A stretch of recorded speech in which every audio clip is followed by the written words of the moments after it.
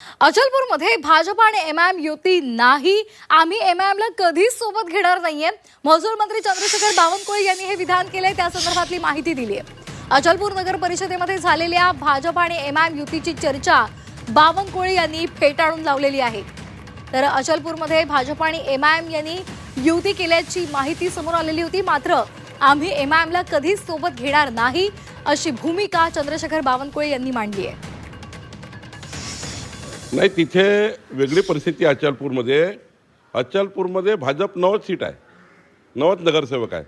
बाकी सर्व काँग्रेस, उबाटा, एमआयएम सर्व निवडून आले आहेत. त्यांनी आपापले गट तयार केले आहेत. भाजपच्या गटात कुणी एमआयएम नाही आहे. भाजपच्या गटात कुठलीही काँग्रेस नाही आहे.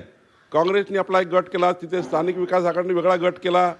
त्यांनी बसून तिथले, आम्ही तर अल्पमतामध्ये आहे, आम्ही 90 आहोत आणि एकूण 36-37 नगरसेवक आहेत. त्यांनी गट तयार करून त्यांनी सभापतीपद वाटून घेतले. भाजपाचा काही संबंध नाही. भाजपा एमआयएमला कधीच सोबत घेणार नाही.